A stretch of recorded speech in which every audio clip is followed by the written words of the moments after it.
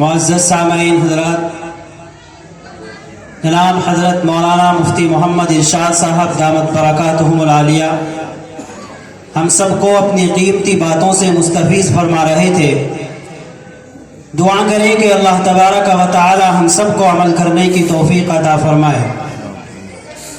سامعین محترم، ہماری اس نشست کی مہمان خصوصی حضرت اقدس حضرت مولانا مفتی عبداللہ صاحب دامت برکاتہم العالیہ، استاذ شعبہ عربی جامعہ فلاح دارین بلاسپور ہم سب کے درمیان تشریف لا چکے ہیں۔ حضرت والا کا بیان ہوگا اور اس کے بعد دعا ہوگی اور اس جلسے کا، اس نشست کا اختتام ہو جائے گا۔ معزز سامعین حضرات، میں حضرت والا سے درخواست کرتا ہوں کہ حضرت والا تشریف لائے اور اپنی قیمتی باتوں سے ہم سب سامعین کو مستفیض فرمائے۔ حضرت اقدس حضرت مولانا مفتی عبداللہ صاحب دامت برکاتہم العالیہ، استاذ شعبہ عربی جامعہ فلاح دارین بلاسپور۔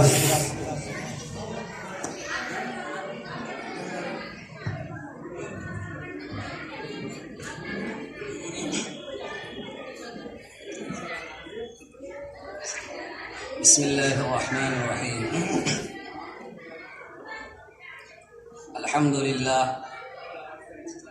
للہ نحمده ونستعینه ونستغفره ونؤمن به ونتوکل علیہ ونعوذ باللہ من شرور انفسنا ومن سیئات اعمالنا، من يهده الله فلا مضل له ومن يضلل فلا هادي له، وأشهد أن لا إله إلا الله وحده لا شريك له، وأشهد أن سيدنا وسندنا وشفيعنا وحبيبنا وقائدنا وقدوتنا وأسوتنا ومولانا محمدا عبده ورسوله صلی اللہ تعالی علیہ وعلى آلہ وأصحابہ وبارك وسلم تسلیما كثيرا كثيرا، اما بعد فأعوذ باللہ من الشیطان الرجیم، بسم اللہ الرحمن الرحیم۔ وَإِذْ قُلْنَا لِلْمَلَائِكَةِ اسْجُدُوا لِآدَمَ فَسَجَدُوا إِلَّا إِبْلِيسَ۔ وقال تعالى في موضع آخر: یا بنی آدم قد انزلنا علیکم لباسا یواری سوآتکم وریشا ولباس التقوى ذلك خیر۔ وقال رسول اللہ صلی اللہ علیہ وسلم: التائب من الذنب كمن لا ذنب له، او كما قال علیہ الصلاة والسلام۔ صدق اللہ العظیم وصدق رسولہ النبی الکریم، والحمد للہ رب العالمین۔ اللہم صلی علی سیدنا محمد وعلی آل سیدنا محمد وبارک وسلم۔ اللہم صلی علی سیدنا محمد وعلی آل سیدنا محمد وبارک وسلم۔ اللہم صلی علی سیدنا محمد وعلی آل سیدنا محمد وبارک وسلم۔ محترم بزرگوں اور دوستو، عربی زبان کے ایک شاعر نے کہا ہے، بہت ہی پیارا اور بہت ہی خوبصورت سا، بہت ہی اچھا سا شعر کہا ہے: اذا لم يعد في الناس من هو مذنب فمن يعد العاصين بعد محمد صلی اللہ علیہ وسلم۔ شاعر کیا کہتا ہے کہ اگر ایک گناہگار شخص، کوئی شخص ایسا ہے جو گناہ کرتا ہے، ویسے تو اللہ کے نبی صلی اللہ علیہ وسلم نے فرمایا کل ابن آدم خطاء، کہ انسان جو ہیں، انبیاء کے علاوہ جو باقی انسان ہیں، ان میں سے ہر ایک سے کچھ نہ کچھ خطا، کچھ نہ کچھ غلطی ہو ہی جاتی ہے۔ تو اس اعتبار سے انبیاء کے علاوہ جو باقی انسان ہیں وہ تو تقریباً گنہگار ہیں ہی۔ شاعر نے کیا کہا کہ اگر ایک گنہگار شخص عام لوگوں کو جو معاشرے میں رہ رہے ہیں، بستی میں، گاؤں میں، محلے میں، شہروں میں، دنیا میں رہ رہے ہیں اور بس رہے ہیں، گنہگار آدمی اگر دوسروں کو واعظ اور نصیحت نہیں کر سکتا، دوسروں کو دین کی بات نہیں بتا سکتا، تو اب شاعر پوچھتا ہے فَمَن يَعِدِ الْعَاصِينَ بَعْدَ مُحَمَّدٍ، پھر جناب محمد الرسول اللہ صلی اللہ علیہ وسلم جو اللہ کے پیغمبر ہیں، اللہ کے آخری نبی اور آخری رسول ہیں، پیغمبر تو معصوم ہوتے ہیں، ان سے اللہ گناہ ہونے نہیں دیتا، باقی اس کے علاوہ جتنے بھی انسان ہیں، گویا کہ نبی صلی اللہ علیہ وسلم کے بعد جتنے بھی انسان اس دنیا میں آئیں گے، سب سے غلطیاں بھی ہوں گی، سب سے گناہ بھی ہوں گے، سب سے خطائیں بھی ہوں گی۔ جب ہر آدمی یہاں خطا کار ہوگا تو جب گنہگاروں کو واعظ نصیحت کرنے کی اجازت ہی نہیں ہوگی تو پھر واعظ و نصیحت کا کام کون کرے گا؟ اس لیے اگر ہمارے دماغ میں یہ خیال اور یہ وسوسہ، یہ شبہ، یہ اعتراض اگر جمع ہوا ہے، بیٹھا ہوا ہے، بسا ہوا ہے، تو اس خیال کو نکال دیں کہ گنہگار آدمی نصیحت نہیں کر سکتا۔ عام طور پر ہم لوگ یہی سوچتے ہیں کہ بھائی تم تو خود غلط ہو، مجھے کیوں نصیحت کر رہے ہو؟ یہ خیال دل سے نکال دیں، کیونکہ دنیا میں کوئی بھی فرشتہ نہیں ہے۔ گناہ ہونے کا مطلب ہی یہی ہے کہ میں انسان ہوں۔ اگر میں انسان ہوں، اگر آپ مجھے انسان سمجھتے ہیں تو مجھ سے غلطی بھی ہوگی۔ غلطی نہیں ہوتی، صرف دو شخصیتیں ہیں جن سے غلطی نہیں ہوا کرتی، ایک تو فرشتے ہوتے ہیں اور دوسرے انبیاء کرام ہوتے ہیں۔ اگر آپ مجھے ایسا سمجھتے ہیں کہ ان سے غلطی نہیں ہونی چاہیے تو میں تو نہ نبی ہوں اور نہ ہی فرشتہ ہوں۔ جب فرشتہ نہیں، نبی نہیں، عام انسان ہوں تو غلطیاں تو ہوں گی۔ اس لیے اس قسم کا خیال اپنے دل و دماغ میں نہ دے۔ عام طور پر ہمارے دل و دماغ میں اس قسم کے خیالات بس جاتے ہیں کہ یہ حافظ ہے، یہ مولوی ہے، یہ امام صاحب ہے، یہ قاری صاحب ہے، یہ مفتی صاحب ہے، ان سے کوئی گناہ ہونا ہی نہیں چاہیے۔ بھائی ان کو آپ نے حافظ سمجھا ہے یا فرشتہ؟ آپ نے ان کو قاری سمجھا ہے، مولوی سمجھا ہے، امام سمجھا ہے یا پھر نبی سمجھا ہے؟ غلطی نہیں ہوتی، وہ تو فرشتہ ہوتا ہے یا پھر نبی ہوتا ہے، اور جس سے غلطی ہوتی ہے وہ عام انسان ہوتا ہے۔ ہاں یہ ضرور ہے کہ گناہ ہونے کے بعد اس کے احوال کیسے ہیں، گناہ پر ڈٹا ہوا ہے، پھر وہ ابلیس کے راستے پر چل رہا ہے، اور گناہ کے بعد اگر وہ توبے کی طرف جا رہا ہے تو وہ آدم کا بیٹا ہے۔ گناہ کے بعد اگر توبہ کر لیتا ہے پھر وہ دنیا کا اچھا انسان ہے، وہ دنیا کا اچھا انسان ہے، کیونکہ اللہ کے نبی صلی اللہ علیہ وسلم نے ارشاد فرمایا کل ابن آدم خطاؤن، کہ انسان کے ہر فرد سے غلطی ہوا کرے گی، گناہ ہوا کرے گا، لیکن خیر الخطائین التوابون، سب سے بہترین غلطی کرنے والا وہ ہوگا جس سے غلطی ہو جائے تو پھر وہ توبہ کر لیا کرے گا۔ دوسری حدیث میں اللہ کے نبی صلی اللہ علیہ وسلم نے ارشاد فرمایا التائب من الذنب کمن لا ذنب له، اگر ایک انسان سے غلطی ہوتی ہے، گناہ ہو جاتا ہے، خطا ہو جاتی ہے، اس کے بعد وہ توبہ کر لیتا ہے، کمن لا ذنب له، تو ایسا ہو جاتا ہے گویا کہ اس نے گناہ کیا ہی نہیں۔ لیکن اگر کوئی آدمی اس معاشرے میں، ہمارے معاشرے میں، ہم لوگوں نے اپنا معاشرہ اتنا خراب بنا دیا، اتنا گھٹیا سوچ ہماری ہو گئی ہے کہ اگر کوئی انسان غلط ہوتا ہے، وہ سدھرنا چاہتا ہے، وہ نیک بننا چاہتا ہے، لیکن معاشرہ کیا کہہ دیتا ہے، ارے بھائی ہم تو یہ جانتے ہیں تو کون ہے، یہ کہہ کر کے بجائے اس کے کہ اس کی حوصلہ افزائی کی جاتی، اس کا حوصلہ بڑھایا جاتا کہ بھائی تم اچھے بننا چاہتے ہو تو ہم تمہارے ساتھ ہیں، پرانی زندگی کو ہم بھلا دیں گے، تم نئی زندگی پہ جاؤ گے، ہم تمہارے ساتھ ہیں قدم قدم پر۔ لیکن ہم تو اس کا حوصلہ توڑ دیتے ہیں۔ صحابہ کرام جو تھے، جتنے صحابہ کرام، وہ پہلے کافر تھے، وہ سب مشرک تھے، ان میں ڈاکہ ڈالنے والے بھی تھے، ان میں زنا کرنے والے بھی تھے، ان میں شراب پینے والے بھی تھے،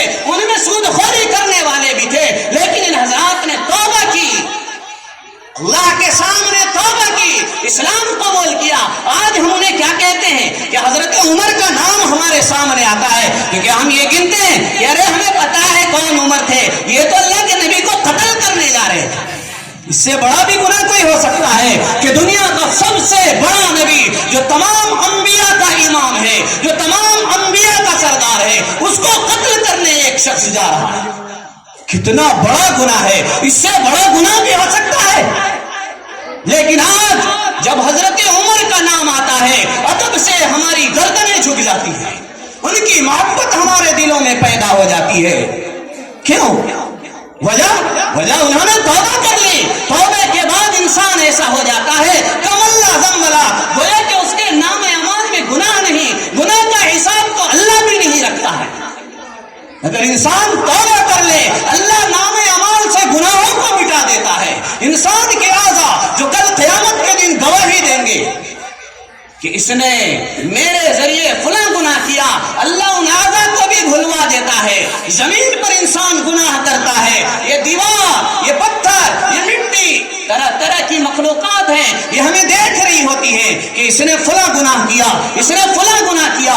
یہ سارے مخلوقات اللہ کے بارگاہ میں گواہی دیں گے، لیکن اللہ تبارک و تعالی زمین کے اس حصے سے بھی گناہ کی یاد کو بھلا دیتا ہے اور مٹا دیتا ہے۔ لیکن انسان اتنا بدقسمت ہے کہ کوئی توبہ کر کے نیک بھی بننا چاہتا ہے تو یہ معاشرہ اسے نیک بننے نہیں دیتا۔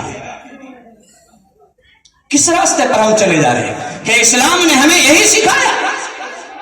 بڑے بڑے اولیاء قاضی فضیل ابن عیاض کتنے بڑے آدمی ہیں۔ فضیل ابن عیاض جنہیں عابد الحرمین کہا جاتا ہے، حرمین میں عبادت کرنے والا، ہر وقت اللہ کی یاد میں کھویا ہوا، اولیاء کا سرتاج ہے، لیکن وہ پہلے ڈاکو تھا۔ ایک ڈاکو جب اولیاء کا سردار بن سکتا ہے، آج تو ہم نہیں کہتے نا کہ ارے فضیل ابن عیاض کو ہم جانتے ہیں کون تھے، وہ تو ڈاکو تھے، نہیں کہتے ہیں نا۔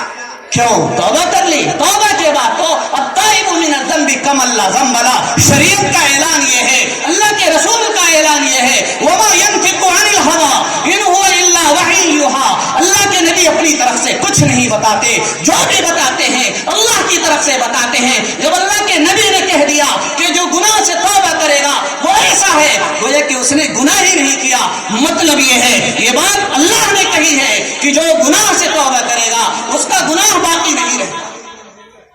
لیکن ہم کہتے ہیں اللہ تو بھلے ہی مٹا دے لیکن ہم نہیں مٹنے دیں گے اس کا اثر، ہم اس کو اچھا نہیں مانیں گے، تو چاہے اس کو اچھا مان، میں تو اس کو نہیں اچھا مانوں گا۔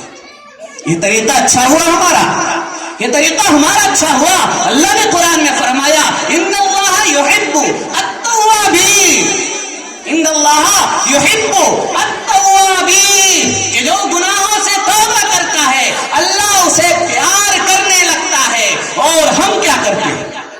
اللہ کو توبہ کرنے والوں سے پیار ہو جاتا ہے، ہمیں آخر تک پیار ہی نہیں ہوتا۔ ہم ہمیشہ اس کو یہی تانا دیتے رہ جاتے ہیں کہ ہم جانتے ہیں یہ کیسا ہے، کون ہے، اس نے کیا کیا گل کھلا رکھے ہیں، کہ اللہ نہیں جانتا ہے، صرف آپ جانتے ہیں۔ اللہ نے جاننے کے باوجود گناہ کا حساب کتاب، اس پر سزا کا معاملہ تو اللہ کا ہے، اللہ کا اختیار ہے۔ جب اس نے چھوڑ دیا آپ ہم کون ہوتے ہیں اس کا حساب رکھنے والے؟ اس لیے اپنے دماغ کو، اپنے ذہن کو، اپنی سوچ کو بدلیں، اپنی سوچ کو بدلیں، اور لوگوں کو جو گناہ کی طرف جا رہے ہیں ان کا ہاتھ پکڑے، ان کو نیکیوں کی طرف لائیں۔ کوئی نیکیوں کی طرف چلنا چاہتا ہے اس کی حوصلہ افزائی کرے، حوصلہ شکنی نہ کرے، اس کا حوصلہ نہ توڑے کہ آئندہ کوئی اچھا بننے کی ہمت ہی نہ کرے۔ قرآن کی میں نے چند آیتیں پڑھی ہیں، اس کی مختصر سی تفسیر میں آپ حضرات کے سامنے بیان کروں گا، کیونکہ اس آیت کریمہ میں اللہ تبارک و تعالی نے جو سب سے اول انسان ہیں حضرت آدم علیہ السلام، ان کا واقعہ بیان فرمایا ہے۔ آپ لوگوں نے واقعہ تو سنا ہوگا حضرت آدم علیہ السلام کا، لیکن جس نقطے کی طرف، جس خاص بات کی طرف میں آپ حضرات کو توجہ دلانا چاہتا ہوں، جو خاص بات آپ حضرات کے ذہن نشی کرنا چاہتا ہوں، اصل اسی وجہ سے واقعہ میں نہیں سناؤں گا، واقعے کا صرف ایک ٹکڑا سناؤں گا۔ اللہ تبارک و تعالی نے قرآن کی اس آیت میں अलैहिस्सलाम का वाक़या जो है अल्लाह तबारक व तआला ने कुरान करीम में 8 मकामात पे बयान फरमाया, 8 जगहों पर यह वाक़या बयान फरमाया। बहुत दिन तक मैं सोचता रहा, काफी दिन तक गौर व फिक्र करता रहा कि अगर महज वाक़ये की बात होती, अगर महज वाक़ये की बात होती, किस्से की बात होती, कहानी की बात होती, एक जगह बयान कर दिया जाता, 2 जगह बयान कर दिया जाता, ज्यादा से ज्यादा 3 जगह बयान कर दिया जाता।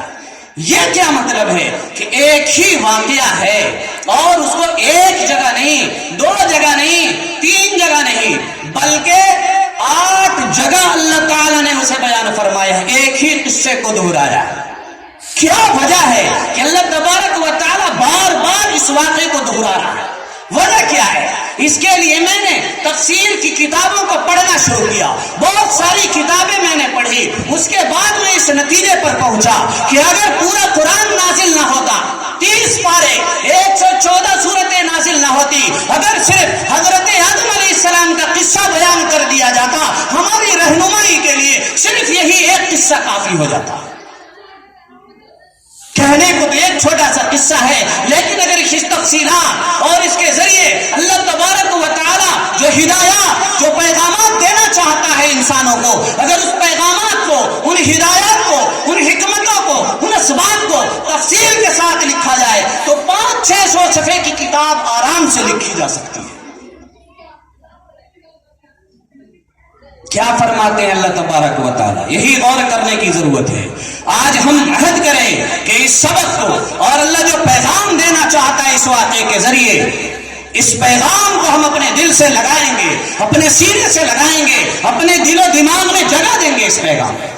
इरादा करते हैं भाई, इरादा करते हैं ना आप हजरात कि इंशाअल्लाह हम जरूर इस पैगाम को अपने सीने में जगह देंगे और जिस के सामने जाएंगे हम उनको ये पैगाम जरूर देंगे, ये पैगाम उन तक पहुंचाएंगे कि अल्लाह ने हमें क्या मकाम दिया है। मैं इंसान हूं, आप भी इंसान हैं, हम लोग इंसान हैं ना, हम लोग हजरत आदम अलैहिस्सलाम की औलाद हैं, तो हमारे लिए पैगाम है, समझना चाहिए कि हम हैं कौन, हम अपनी हैसियत को समझें, हम अपने मकाम को समझे, हम अपने मर्तबे को समझे कि अल्लाह के नजदीक हमारी क्या हैसियत है, हमारा क्या मकाम है, क्या दर्जा है, इसको समझे। ये समझना जरूरी है। अगर इसको हम पहचान गए, अपनी हैसियत को, अपनी कदर कीमत को, अपनी हैयत को समझ गए, तो फिर बहुत सारी ऐसी चीजें जिनके पीछे हम दौड़ रहे हैं, उन सारी चीजों से हमें छुटकारा मिल जाएगा। फरमाया अल्लाह तबारक व तआला, वइद क़ुलना लिल मलाइका, याद करो, अल्लाह कह रहा है कि याद करो, याद करवाना चाह रहा है, यानी याद करने के काबिल है ये चीज, इसको याद करो, एक बार नहीं बार बार याद करो। अल्लाह ने 8 बार याद दहानी करवाई कि करो, याद करो, क्योंकि इंसान भूल जाता है। इंसान क्या होता है?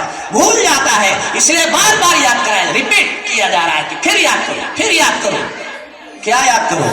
वइद क़ुलना लिल मलाइका, उस जमाने को याद करो जब हमने फरिश्तों से कहा, अल्लाह ने हजरत आदम अलैहिस्सलाम को मिट्टी से बनाया, फिर अल्लाह तबारक व तआला ने उनके अंदर जान डाली है। जान डालने के बाद ये अगले मरहले का वाक़या है। अल्लाह ताला ने बहुत सारी चीजें पेश आई हैं, एक मौके पर यह वाक़या भी पेश आया। फरमाया कि याद करो, इस खास हिस्से को याद करो, ये खास हिस्सा है, इसको याद करो। क्या हुआ था? फरमाया क़ुलना लिल मलाइका, हमने फरिश्तों से कहा था, फरिश्तों से कहा था। फरिश्ते कैसे बने? नूर से बने, जिनसे कभी गुनाह नहीं होता। शयातीन जो हैं, जिनका सरदार इब्लीस है, वो किस चीज से बनाया गया? वो आग से बनाया गया, आग से पैदा किया गया। इंसान को किस चीज से बनाया गया? मिट्टी से बनाया गया। इंसान को मिट्टी से बनाया गया, एक को नूर से बनाया गया, दूसरे को आग से बनाया गया और तीसरे को मिट्टी से बनाया गया। अब अल्लाह तबारक व तआला ने हजरत आदम अलैहिस्सलाम को बनाने के बाद फरिश्तों से क्या कहा?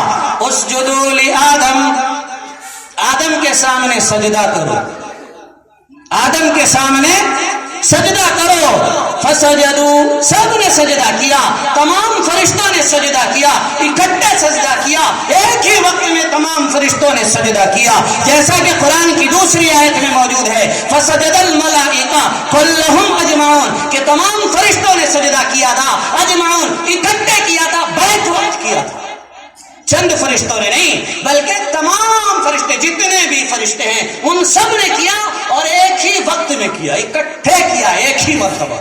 یہ نہیں کہ کچھ نے کیا پھر کچھ آ رہے پھر کر رہے پھر کچھ آ رہے پھر، ایسا معاملہ نہیں تھا، بلکہ تمام فرشتوں نے ایک ساتھ ایک ہی مرتبہ حضرت آدم علیہ السلام کے سامنے سجدہ کیا، الا ابلیس، لیکن ابلیس نے سجدہ کرنے سے انکار کر دیا، اس نے سجدہ نہیں کیا، ابا انکار کر دیا، واستکبر اپنی بڑائی دکھانے لگا کہ میں تو بڑا ہوں، میں کیسے سجدہ کر سکتا ہوں، میں تو اس سے افضل ہوں، میں تو اس سے اچھا ہوں، انا خیر منہ، میں اسے کیسے سجدہ کر سکتا ہوں، وکان من الکافرین، کافروں میں سے ہو گیا۔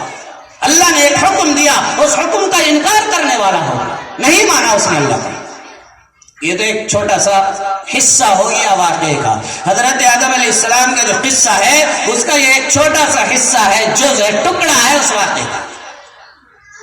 اس میں کیا پیغام چھپا ہوا ہے، اصل اسی کو سمجھنے کی ضرورت ہے، کیونکہ اللہ نے کہا یاد کرو، اس کو یاد کرو کہ ایک موقع پر ہم نے فرشتوں سے کہا تھا، کیا کہا تھا، اسجدوا لآدم، آدم کے سامنے سجدہ کرو، اس حصے کو یاد کرو۔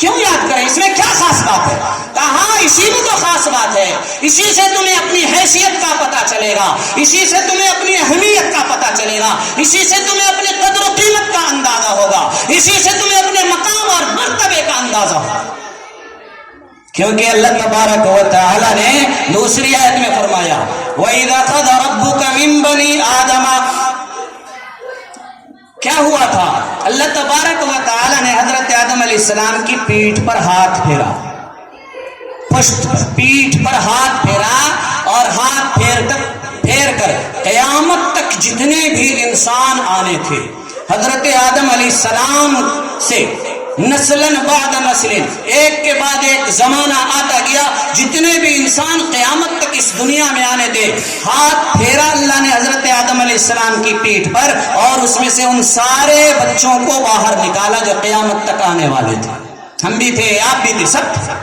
ہمارے بعد جو آئیں گے وہ بھی تھے، ہم سے پہلے جو چلے گئے وہ بھی تھے، سب کو اللہ نے نکالا، اور کیسے دے، کذر، حدیث میں آتا ہے چیونٹیوں کی شکل، چیونٹیاں چھوٹی چھوٹی ہوتی ہیں، اور ذر کہتے ہیں ہر چیونٹی کو نہیں، چیونٹی ذر اس چیونٹی کو کہتے ہیں جو بالکل چھوٹی سی ہوتی ہے، سفید رنگ کی ہوتی ہے، جو کبھی کبھی آپ کو چینی کے اندر دکھے گی، چینی کے اندر چھوٹی سی سفید چیونٹی، ایک تو کالی چیونٹی ہوتی ہے وہ تو بڑی ہوتی ہے، لال چیونٹی ہوتی ہے کاٹنے والی، وہ نہیں، سفید رنگ کی چھوٹی چیونٹی، اس کو ذر کہا جاتا ہے۔ اللہ تبارک و تعالی نے حضرت آدم علیہ السلام کی پیٹھ میں سے ان بچوں کو نکالا تھا، چیونٹیوں کی شکل میں تمام انسانوں کو نکال کر پوچھا الستو بربکم، کیا میں تمہارا رب نہیں ہوں؟ قالوا بلا، سب نے وہاں اقرار کیا، گویا کہ ہم لوگ کہاں تھے جب حضرت آدم علیہ السلام وہاں تھے، تو ہم لوگ کہاں تھے، ہم لوگ حضرت آدم علیہ السلام کی پیٹھ کے اندر تھے، کہاں تھے ہم لوگ، حضرت آدم علیہ السلام کے اندر تھے، جب اللہ کہہ رہا تھا وَإِذْ قُلْنَا لِلْمَلَائِكَةِ، ہم نے کہا فرشتوں سے اسجدوا لآدم، آدم کے سامنے سجدہ کرو، آدم کو مجسم شکل میں موجود تھے، اور ہم کہاں تھے، ہم آدم کے اندر تھے، آدم کو سجدہ ہوا، یہ سجدہ ہمیں بھی ہوا ہے، یہ سجدہ ہمیں بھی ہوا ہے، کیونکہ ہم بھی آدم کے اندر تھے۔ اللہ یہی یاد دلانا چاہتا ہے کہ یاد کرو، تمہیں میں نے مسجود ملائک بنایا تھا، تمہیں میں نے کیا بنایا تھا، مسجود ملائک، تمام فرشتوں کو حکم دیا تھا آدم کو تم ڈائریکٹ سجدہ کرو گے، اور آدم کے اندر جو آدم کے بچے ہیں انہیں بھی طبعاً اور ضمناً سجدہ ہو جائے گا۔ آپ یاد کریں، سوچیں، یہ اہمیت اللہ یاد دلاتا ہے کہ یاد کرو، ہم نے فرشتوں سے کہا تھا، انسانوں کی حرکتیں اللہ دیکھتا ہے کہ یہ کیا کر رہا ہے، یہ سود کھا رہا ہے، یہ شراب پی رہا ہے، یہ جھوٹ بول رہا ہے، یہ نماز نہیں پڑھتا، یہ علماء کو گالیاں دیتا ہے، قرآن سے اسے محبت نہیں، علماء سے محبت نہیں، مدرسے سے محبت نہیں، مسجد میں یہ آتا نہیں، اللہ کی محبت نہیں، اللہ اسے مسجد میں بلاتا ہے، یہ آتا نہیں، یہ اللہ کے حکم کو توڑتا اسلام کا مذاق اڑاتا ہے، علماء کی توہین کرتا ہے، مدارس اور مساجد کی توہین کرتا ہوا نظر آتا ہے۔ اللہ کو غیرت آتی ہے، کہتا ہے انسان کیا کر رہا ہے، یاد کر ہم نے فرشتوں سے کہا تھا اسجدوا لآدم، آدم کے سامنے سجدہ کرو، تب ہم نے تمہارے سامنے بھی سجدے کا حکم دیا تھا۔ تو یہ کیوں بھول جاتا ہے؟ تو ایسی سڑی ہوئی حرکتیں کرنے لگتا ہے، گٹر کی طرح بدبو آتی ہے جس شراب میں سے، اس شراب کا جام تیرے ہاتھ میں کیسے آ جاتا ہے؟ میں رب ذوالجلال ہوں، میں نے وعدہ کیا ہے اگر تو پاک صاف میرا بندہ بن کر آئے گا، وَسَقَاهُمْ رَبُّهُمْ شَرَابًا طَهُورًا، میں اپنے ہاتھوں سے بھر بھر کے تجھے جام پلاؤں گا، تو کہاں گٹر کی شراب میں بہت رہا ہے؟ اللہ نے ہمیں اپنی حیثیت یاد دلائی۔ ہم بھی کہتے ہیں، اپنے معاشرے میں ہم بھی کہتے ہیں کہ بھائی آپ سے امید نہیں تھی کہ ایسا ہم کریں گے، آپ سے امید نہیں تھی کہ آپ جھوٹ بولیں گے، آپ سے امید نہیں تھی کہ آپ دھوکہ دیں گے، میں نہیں سمجھتا تھا کہ آپ بھی ایسا بول سکتے ہیں، مجھے یقین نہیں تھا کہ آپ ایسا کریں گے۔ ہم لوگ بھی بولتے ہیں، اللہ نے بھی وہی کہا کہ امید نہیں تھی کہ جسے میں مسجود ملائک بنا رہا ہوں وہ مجھے ہی ماننے سے انکار کر دے، اس لیے کہا جب بھی کوئی کام کرے، کام کرنے سے پہلے تھوڑی دیر سوچ لیا کرے کہ میں کون ہوں، میں وہ ہوں۔ نماز چھوڑنے کا دل کرے نا، مسجد میں آنے کا دل نہیں کرے نا، سوچ لیا کرے ارے بھائی میں کون ہوں، میں وہ ہوں جسے فرشتے نے سجدہ کیا۔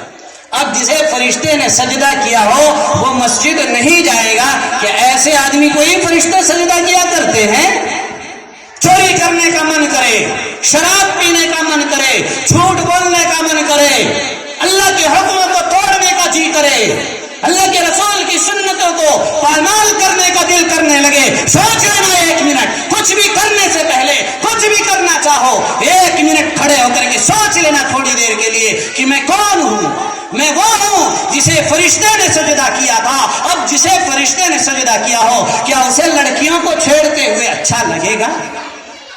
کیا اس کا زنا کرنا اچھا ہے؟ کیا میرے لیے مجھے یہ زیب دیتا ہے؟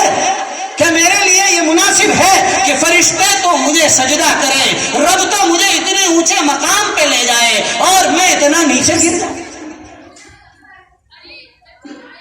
اس لیے اپنی اس حیثیت کو نہ بھولیں، اپنی اس حیثیت کو نہ بھولیں، ہمیشہ اپنی اس حیثیت کو یاد رکھیں۔ اس لیے آپ لوگ جب بھی کسی کام کو کیا کریں وہ چند سیکنڈ لگیں گے، سوچ لیں ذرا دیر ٹھہر کر کے کہ میں تو مسجود ملائک ہوں، کیا مسجود ملائک کو جسے فرشتے سجدہ کرتے ہوں کیا اس کو یہ کام کرنا چاہیے یا نہیں کرنا چاہیے؟ آپ کا دل خود گواہی دے گا کہ فرشتے اس کام کو کرنے والے کو سجدہ کریں گے یا نہیں کریں گے، پھر اسی کے مطابق آپ اس کام کو کرنے نہ کرنے کا فیصلہ آسانی کے ساتھ کر سکتے ہیں۔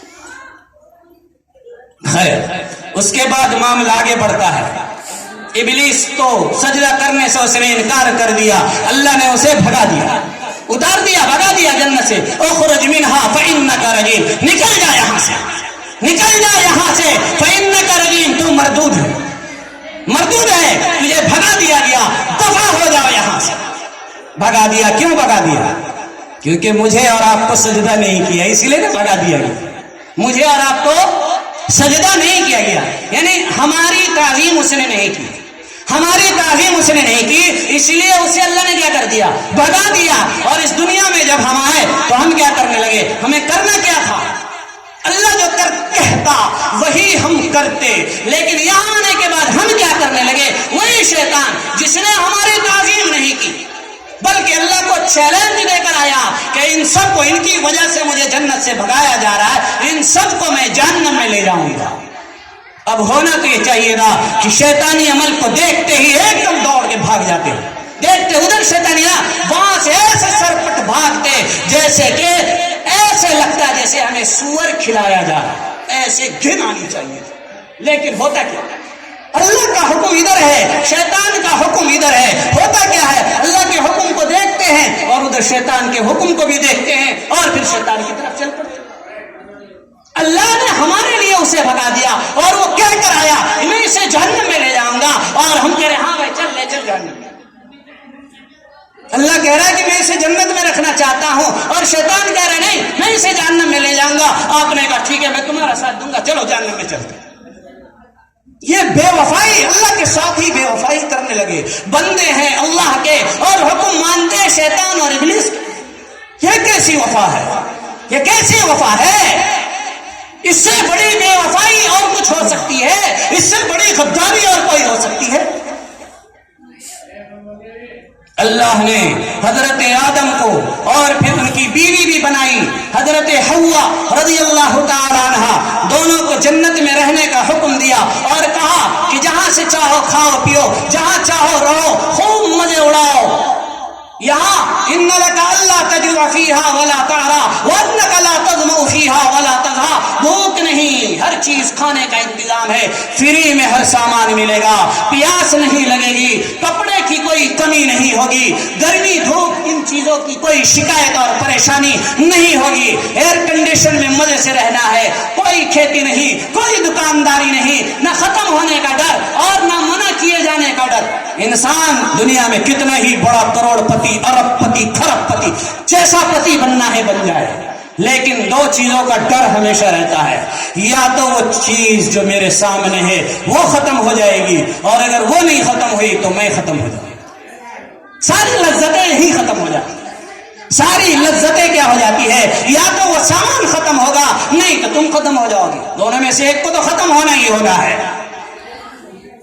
ساری لذتیں یہیں آ کر ختم ہو جاتی ہے، اور جنت میں لا مقطوعہ ولا ممنوعہ، فرما دیا جنت میں نہ تو تم ختم ہوگے اور نہ وہاں کوئی چیز ختم ہوگی، وہاں کوئی سامان ختم ہونے کا ڈر نہیں اور نہ خود ہمیں ختم ہونے کا ڈر ہے۔ ہمارے لیے بھی ہمیشہ کی ہے، وہاں کی چیزوں کے لیے بھی ہمیشہ کی ہے۔ یہاں دنیا کے پیچھے دل لگانے سے کیا فائدہ؟ اس کے پیچھے دوڑنے سے کیا فائدہ؟ سڑے ہوئے دنیا کے سڑے ہوئے سیب، سڑے ہوئے انار کھانے کے لیے رائے ٹپکتی ہے ہماری، اور جنت کے عمدہ سے عمدہ میوے ہیں، وہاں کے سیب ہیں، وہاں کے انار ہیں، وہاں کے تہبتا کیلے ہیں، ان کے پیچھے تو ہماری رائے ٹپکتی ہی نہیں۔ کیسے ہو گئے ہم؟ کہاں چلے گئے ہم؟ کہاں کھو گئے ہم اور کہاں سو گئے ہم؟ کیسی غفلت کی نیند میں جا پڑے ہیں۔ اللہ نے حضرت آدم کو، ان کی بیوی حضرت حوا رضی اللہ تعالیٰ عنہ کو، دونوں کو جنت میں رہنے کا حکم دیا، کھانے پینے رہنے سہنے کی فراوانی ہے، فرما دیا لیکن وَلَا تَقْرَبَا هَذِهِ الشَّجَرَةَ، ایک کام نہیں کرنا ہے، یہ جو پیڑ نظر آ رہا ہے نا اس میں سے نہیں کھانا ہے، اس کے قریب بھی نہیں جانا ہے، اس کے قریب بھی نہیں جانا ہے۔ لیکن وہ ابلیس غصے میں بھرا بیٹھا تھا، غصے میں بھرا بیٹھا تھا، اس کی وجہ سے مجھے بھگایا گیا ہے، اس کی وجہ سے مجھے بھگایا گیا ہے، اس سے بدلہ لینا ہے، اگر میں نہیں تو تم بھی نہیں، ہم تو ڈوبے ہیں صنم، تمہیں بھی لے ڈوبیں گے۔ یہی فلسفہ کہنے لگا کہ ہم تو ڈوبے ہیں صنم، تمہیں بھی لے ڈوبیں گے، ہم تو جنت سے نکلے ہیں، تمہیں بھی رہنے نہیں دیں گے۔ چنانچہ آتا ہے وَقَاسَمَهُمَا، اللہ کی قسمیں کھاتا ہے، اللہ کی قسمیں کھاتا ہے اور کہتا ہے انی لکما لمن الناصحین، میں تو تمہارا خیر خواہ ہوں، میں تو تمہارا خیر خواہ ہوں۔ جیسے یہاں دنیا میں دوست احباب ہوتے ہیں نا جو آپ کو برے راستے کی طرف لے جائیں گے نا، جھوٹ بلوائیں گے، شراب پلا، وہ تو میں تمہارے فائدے کی کہہ رہا تھا، باقی تمہاری مرضی ہے، دیکھیں تمہاری خیر خواہی کی بات، ایسے ہی بولتے ہیں۔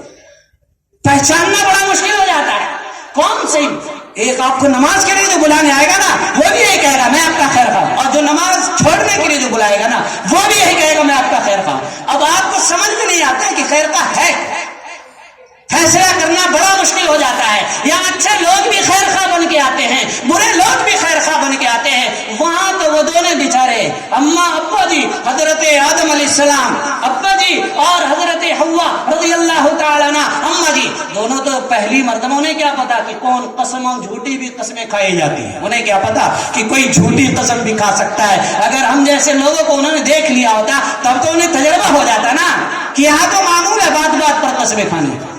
ایک جگہ میں نے خود دیکھا، ایک شوہر جو ہے وہ اپنی بیوی کو یقین دلا رہا ہے کہ خدا کی قسم میں نے نہیں کیا، وہ بیوی کہہ رہی نہیں خدا کی قسم سے میں نہیں مانوں گی، خدا کی قسم سے نہیں مانوں گی، تم میرے سر کی قسم کھاؤ تب مانوں گی۔ तुम मेरे सर की कसम खाओ तब मानूंगी। मुझे भी इख्तियार ऐसी आ गई कि बताइए, अगर अल्लाह की कसम खा लाता ये शख्स, अगर अल्लाह की कसम खा कर कहता ये शख्स ये बात, अगर झूठा होता, सख्त गुनहगार होता, अल्लाह की पकड़ में आ जाता, इस दुनिया में नहीं तो मरने के बाद पकड़ में आता।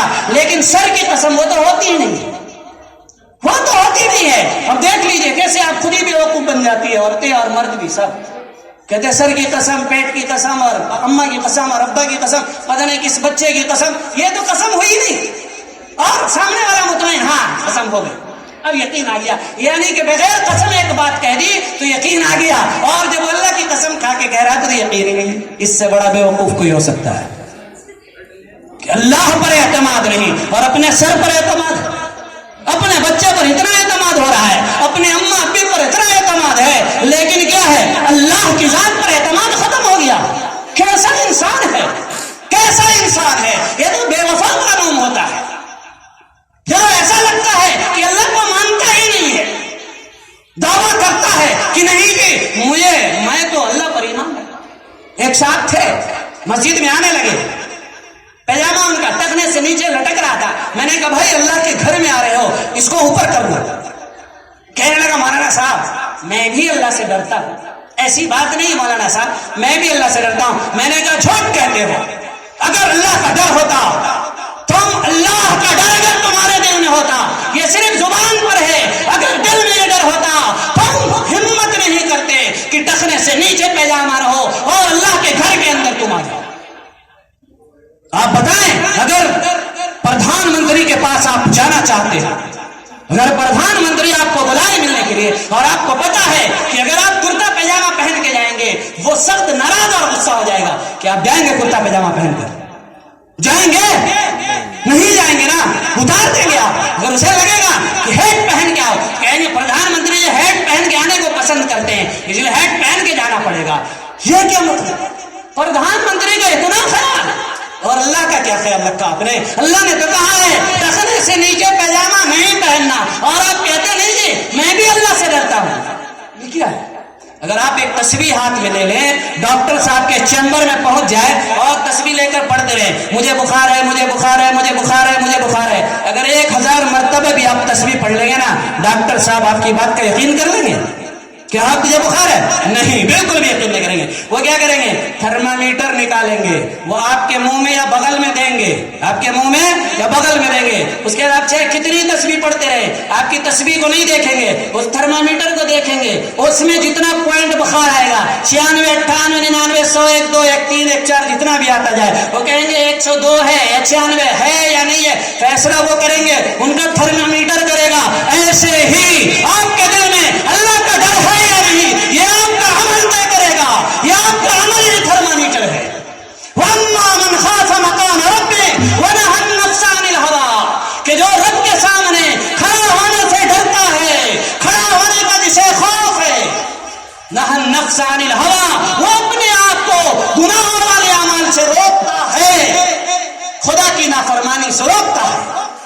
सिर्फ तस्बीह पढ़ लेने से नहीं होता, सिर्फ जुबान से कह देने से नहीं होता कि मेरे अंदर भी अल्लाह का डर है, मैं भी डरता हूं। नहीं जनाब, ये थर्मामीटर है। आप अल्लाह का हुक्म कितना मानते हैं? अगर आप अल्लाह का हुक्म मानते हैं तब पॉइंट मिलेगा आपको कि आपके दिल में 20% खौफ है, आपके दिल में 30% खौफ है। जैसा बुखार बताया जाता है कि 96 है, 97 है, 98 है, 102 है या 104 है, ऐसे ही खौफ को थर्मामीटर से जांचा जाएगा कि आपने अल्लाह के कितने हुक्मों को पूरा किया, अल्लाह के कितने हुक्मों को तोड़ा। इसके बाद ही फैसला होगा कि अल्लाह का डर है या नहीं हमारे दिल में। ऐसे नहीं कि सिर्फ कह दिया करे कि नहीं जी मौलवी साहब मैं भी अल्लाह से डरता हूं। इतना कहने से डर नहीं आ जाता है, उसका थर्मामीटर है, उस पर मुझे दूसरे को जांचने की जरूरत नहीं है। दूसरे को न जांचे, अपने आप को जांचे। मैं खुद अपने आप को, दूसरे जो आप है आप अपने आप को, दूसरा वो अपने आप दूसरे को न नापे, आप दूसरे को थर्मामीटर से न नापे कि इसके अंदर देखूं भाई कितना अल्लाह का डर है। नहीं, उसको क्यों आप देख रहे हैं? उसको देखने का हुक्म अल्लाह ने नहीं दिया है, उसको तो अल्लाह नापेगा, आप खुद अपने आप को नापे। कुरान ने कहा या अय्युहल्लज़ीना आमनू क़ू अनफुसकुम, क्या कहा? اپنی فکر اپنی ذات سے اتنی محبت بھی نہیں کہ اپنے آپ کو ہم جہنم سے بچا لیں. یہاں دنیا میں اگر کوئی آپ سے کہے کہ فلاں فلاں کام کرو گے تو آگ میں گر جاؤ گے تو آپ اس کام کو کریں گے ہی نہیں. چاہے کوئی کہتا ہے میں نہیں بھائی میں تمہارا خیر خواہ ہوں, ہاں میں تمہارا خیر خواہ ہوں, 100 روپے میں تمہیں 1000 روپے دوں گا, تم کود جاؤ اس تنور میں, تم کود جائیں گے نہیں نا. لیکن یہاں تو 1000 نہیں, وہ ایسے ہی کوئی کچھ سمجھا جاتا ہے اور ان اعمال کو کرتے ہیں جن کی بنیاد پہ جہنم کی آگ میں کودنا پڑے. یقین اٹھ گیا, ایمان کمزور پڑ گیا, ایمان کی چنگاری جو سلگنی تھی, شعلے جوالہ بننی تھی, وہ سب بجھتی چلی جا رہی ہے, وہ سب راگ کے اندر دب گئی ہے, اس کو پھر سے سلگانے کی ضرورت ہے. اللہ نے قرآن میں حضرت آدم و حوا کو وہاں رکھا اور کہا کہ لا تقربا هذه الشجرة, اس درخت کے قریب نہ جانا. لیکن ابلیس نے سمجھایا بجھایا اور کسی طریقے سے تیار کر لیا کھانے پر. اماں ابا دونوں بالکل سیدھے سادے بھولے بھالے, کوئی تجربہ نہیں, نہ تجربے کار ہیں, ان کے بہکاوے میں آ گئے, کھا لیا. نتیجہ کیا نکلا؟ اللہ نے کہا چلو نیچے, چلو نیچے. منع کیا تھا نا, جب منع کیا پھر کیوں کھایا؟ علم اقل لکما, بتایا نہیں تھا پہلے, ان الشیطان لکما عدو مبین, کہ شیطان تمہارا دشمن ہے, وار کرے گا, ایسے چین سے نہیں بیٹھے گا, جب بھی موقع ملے گا وار کرے گا. لیکن تم محتاط نہیں رہے, چوکنے نہیں رہے, وار کر گیا اور وار چل بھی گیا اس کا. خیر اب چلو نیچے چلو. اب نیچے چلنے کے بعد کیا ہوگا؟ یہ ابا جی نے ایک غلطی کی نا کہ درخت کھانے سے منع کیا تو کھا لیا. نتیجہ 7 آسمان کے اوپر ہے جنت. جنت کہاں ہے؟ 7 آسمان کے اوپر, عرش کے نیچے ہے جنت. وہاں سے یہاں آنا پڑا. ایک لا تقربا هذه الشجرة, اللہ کا ایک حکم ٹوٹا نا, وہاں سے کہاں آنا پڑا؟ یہاں آنا پڑا. پھر اللہ نے کہا وہ سیمی فائنل تھا, اب فائنل راؤنڈ ہے, اس میں اگر ذرا سی بھی بے اعتدالی ہو گئی, ذرا سی بھی بے احتیاطی ہو گئی, ذرا سا بھی چوک گئے نا, اب ٹھن گئی ہے تمہارے درمیان اور ابلیس کے درمیان, تمہارے درمیان بھی اور ابلیس کے درمیان. یہ فائنل راؤنڈ ہے. یہاں جو جیتا, اگر تم جیت گئے اوپر آ جاؤ گے, اور اگر ہار گئے تو 7 زمینیں پار کرتے ہوئے جب نیچے پہنچو گے وہاں پر جہنم ہے. پہلی غلطی میں وہاں سے یہاں آنا پڑا, اب اگلی غلطی ہمیں یہاں سے 7 زمین کے نیچے پہنچا دے گی اور وہاں سے واپسی بھی نہیں ہوگی. پھر دوبارہ یہ فائنل راؤنڈ ہے, آخری ہے, بس آخری موقع. اللہ نے وہاں کہا تھا لا تقربا هذه الشجرة, ایسے یہاں پر بھی کہہ دیا یہ نہیں کرنا, یہ نہیں کرنا. کہا وہاں کہا تھا لا تقربا هذه الشجرة, اس درخت کے قریب نہ جانا. یہاں اللہ نے کہہ دیا کہ دیکھو لا تقربوا الزنا, زنا کے قریب نہ جانا. یہاں کہہ دیا لا تقربوا مال الیتیم, یتیموں کے مال کے قریب بھی نہ جانا. یہاں کہہ دیا اللہ تعالیٰ نے جھوٹ نہیں بولنا, غیبت نہیں کرنا, شراب نہیں پینا, زنا نہیں کرنا, چوری نہیں کرنا. یہ سب مختلف پیڑ ہیں جن سے ہمیں منع کیا گیا ہے اور سمجھا دیا گیا کہ وہاں حکم ٹوٹا, یہاں آنا پڑا. اگر یہاں حکم ٹوٹے گا تو اب 7 زمین کے نیچے دھسا دوں گا اور واپسی کے سارے دروازے بھی بند کر دوں گا. اس لیے بہت ہی محتاط رہنے کی ضرورت ہے. میں نے پہلے بھی کہا التائب من الذنب کمن لا ذنب له, کہ جو آدمی توبہ کر لیتا ہے وہ ایسے ہو جاتا ہے گویا کہ اس نے گناہ کیا ہی نہیں, گویا کہ اس سے گناہ ہوا ہی نہیں. اس لیے آج تک ہم کیا تھے؟ لا علمی میں تھے, ناواقفیت میں تھے, جہالت والی زندگی بسر کر رہے تھے. آج تو پتہ چل گیا ہماری حیثیت کیا ہے, ہماری اہمیت کیا ہے, اللہ کے نزدیک ہمارا مقام و مرتبہ کیا ہے. ہم مسجود ملائک ہیں اور اس دنیا میں دکانداری کرنے کے لیے اور کھیتی باڑی میں یا لڑکیوں کے پیچھے سیٹیاں بجانے کے لیے نہیں بھیجے گئے ہیں. یہاں ہمیں بھیجا گیا ہے آخری راؤنڈ کے لیے. اس آخری راؤنڈ میں جیت گئے, مزے ہی مزے ہیں, ورنہ پھر سزا ہی سزا ہے. اللہ تبارک و تعالی مجھے بھی اور آپ کو بھی عمل کی توفیق عطا فرمائے. وآخر دعوانا ان الحمدللہ رب العالمین.